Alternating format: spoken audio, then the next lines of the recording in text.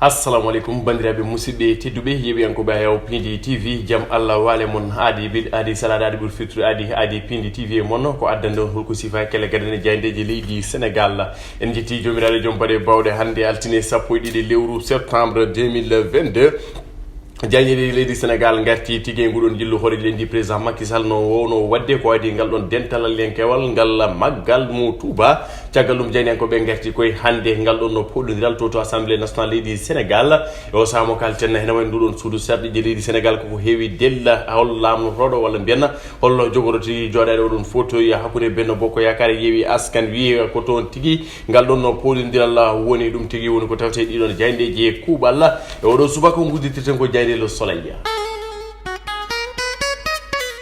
Le soleil national est natalement kanko horejo lendi président Macky Sall yaadude tigi on khalife général des mourides Serigne Mountakha Bassirou Mbacké al khali tigi ngudon jillu makko be mbi ko Serigne Mountakha dunima président Macky Sall kono kay onon hore lendi arti tigi odon dedon golle makko de golle nder ngudon wuro teddugo dum tigi woni ko tawte nder dedon jayde gendire odo subaka kona dum ko jayden ko be Youssouma jigen l'observateur arti ngudon jillu be mbi ko Serigne Mountakha kam Macké kam Macky Sall relation mo ko nganda ko holare tigi non jotondiral jettingal kono kay ko yidde e korso woni hakkude tigi président Macky Sall wono khalife général des mourides engagement président Macky Sall kono kay odon duwaw mo duuni mo be ngarti tigi odon découverte ñaari bay fall on lieu mythique cœur de Touba odon nokku tigi mo ganda kay holko somi mumen moftiti kalisaji ene tawi hello mabbe jeedi do ciagal kan al khali présidence assemblée nationale du Sénégal be mbi ko le photo de toutes les convoitises wini ko jaynen ko be Youssou Ndour Ahmed Aïdara Lamine Thiam Kamme Barthélémy Diaz ene wayno be ko la guerre fratricide kambe tigi wondude kawtal gotal kono de fodon dirde dum taw kay Benno Bokk Yakar kanyum suboto ko goto be ko le secret du conclave à Benno de Benno à Sali ngal don kawtal Benno Bokk Yakar kanyum kala den toyno ko toto Sali ngam kay yewtide fewjide ala hali tigi onon odon nganda tigi présidence assemblée nationale kono kay jodugol odon 14e législature be ko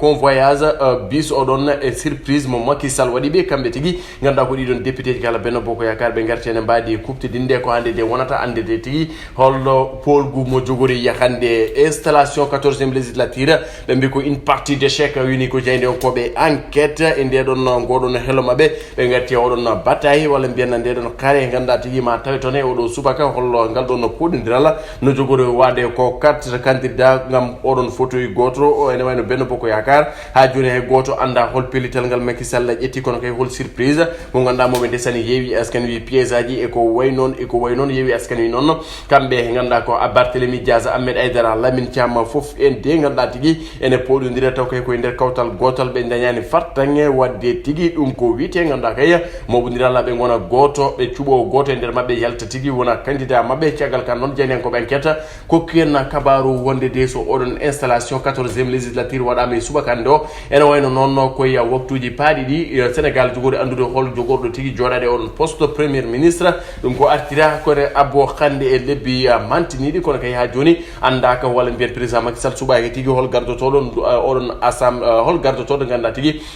horejo jagorde leydi Sénégal Vox Populi do subaka be garti hakunde Barthélémy Diaz Ahmed Aïdara Kamel Lamine Thiam be ko candidat au pouvoir au candidat du pouvoir ene wayno non kambe tato kala nganda kaya kuccindirde goto taw odon goto kala nganda ko gummotode Benno Bokk Yakar goto odon balado verrouillage mo ganda tigi goranda dum ko Mimi Touré walla Ali Nguy Ndiaye walla Amadou Ba fof nono ko pronostique ene wayno nganda tigi yaltata nder mabbe be don tigi nganda be limtude na ciagal kan jene ko be Vox Populi ngarte ngudon jillu hore lendi président Macky Sall to Touba be bi ko quelqu'un qui travaille mérite au moins des encouragements wini ko Serigne Mountakha Mbacké gorko gol rolo en haali manede mante wini ko faade président Macky Sall en wayno Macky Sall wi ko ma jokku ligade leydi Sénégal jokko liganade Serigne Touba kono hoy gariyo nganda ko laamu ariyo nguso ummi mudo jango gariyo ma andu tigi holko président Macky Sall golli ma andu tigi golo wala makko kanko président Macky Sall jani ko be Vox Populi ha joni ngarti odon biddo mo gonda tigi mo Serigne Touba mo gonda tigi on wite ko Cheikh Mouhamadoul Bachirou Mbacké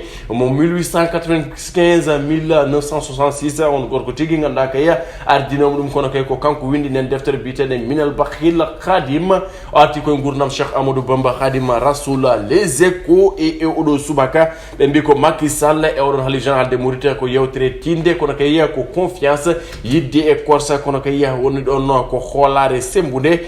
président Macky Sall wi ko jinmi oppude ko leydi Sénégal leydi ngardundi leydi ganda tigi ko bamtinde leydi darinde kono kay leydi yondi dum tigi jinmi oppude jango jam taw nyimojo ngota installation 14e législature on intercoalition mo yeyi wallu en woni wadi divisé ganda tigi feccima sabu tigi odon be kebani candidat unique habe podondire nder koy mabbe med aydara Barthélémy Dias Lamine Thiam mon fof ene dari lang wi ko candidat mum ko kanyum ganda tigi wonata on président assemblée nationale tiagaluma beno boko yakara ene wayno ganda koy dejjere mum Mimi Touré ene favori ene non den ciki ganda tigi yaltata ma no biiden Mimi Amadou Ba walla Ali Ngouille Ndiaye Benno Bokk Yakar ha joni ganda ko groupe goto parlementaire woni ko be kebata maître Oumar Youm ko kayum tigi wada pressenti wadde diriger odo groupe walla men ardade odo no groupe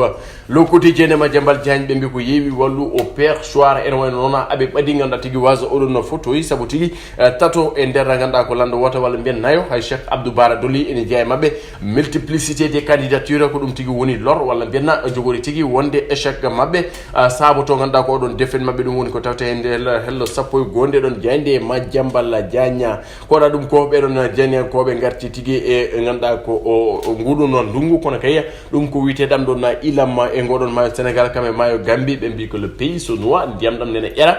godon wala kala ko nati odo saha jani ko be Dakar Times kanyum tigi ngare natal odon assemblée nationale kono kay be jewani hol jogodo lamade kono ko hol ngudon lamu no jogodo wadde be mbi ko hol nafoore député faande leydi Sénégal holko député jogori naftude do leydi holko député way naftude leydi Sénégal be wi ko député di don ma ganda tigi ñam 17 milliards kala hitande ene wayno non hande woni oron nouvelle assemblée nationale ganda ko nouvelle investiture wala benna oron législature installation mum be mbi ko jani ko be Dakar Times sa joni ko mabbe mbi ko temedere capande jeegom en joyi député kanyumen kala wadabe élire ganda kay pobbana kono kay ko kanyumen tigi jogori ganda ko jottade mbadda cotmami jettoje tigi ko kanyum tigi jogori ganda kay ko lomtade walla bien ko dum jogori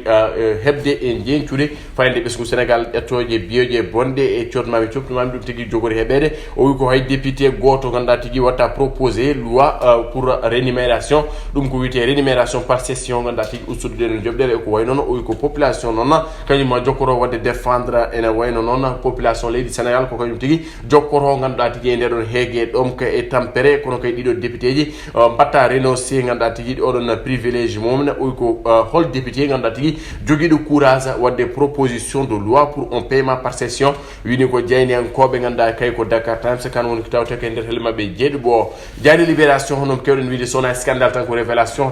al khali on 8000 tonnes nitrate d'ammonium ganda tigi en tawe no to gunjanna do ganda ko dido beskuji bino yok dido camion ngaji ngummo don xlox on récidiviste wini ko jeyni en kobe ganda ko libération dum ko ciagal ne ganda on société kanyum wonno origine 3000 tonnes nitrate d'ammonium wonno interposé à l'air libre mol 3 mo port autonome Dakar en non camionaji kewde majji ganda kay e capande jeegom camion ngaji nogas ngummi dido nokuje ngunjan e odo saha mo kaldeten kalena e ala khali on jayde stade be ngati tigi e odon weekend barode nginde leydi Sénégal mbay Diagne inarrêtable ha joni odon gorko ne jokki ganda ko dimbide didon tiahuji kono kay mo ganda kay hebani fartangi dillinda joni ko odon gorko mo Bambali Sadio Mané Niacho be bi ko Mané n'y arrive pas Diallo RB Leipzig relancé avec la C1 en non be ngati no hanit ni kanko Abdou Diallo e ngal don pellital kono kay e odon tando jomo jogi nder odon kolo makko bandira musibiti dubi ko dum tigi wono ko sifron e kele gadane jayndeji leydi Sénégal hande tigi woni ganda ko onon installation no bide ni yo on bura la wona bamtare wona tigi député ji naftoji besku Sénégal kono kay ya woytantobe besku Sénégal darantobe besku Sénégal ko on législature won mo jiddan yata ko odo 14e ganda tigi kibeten wala mbiyen fulluto ko dum hande ngudon besku Sénégal sabu tampobe élection tampo ko adi élection tampa inde élection tampa campagne tampantebe walla mbiyen tampantebe yo ngondu tampanama tampana banden buri tampa tampina banden bandira musibite dube to kala lagal wono to ko ciadu walo do e halinde wono do ko musanya yallo ko ni yidi subaka la jaramon jaram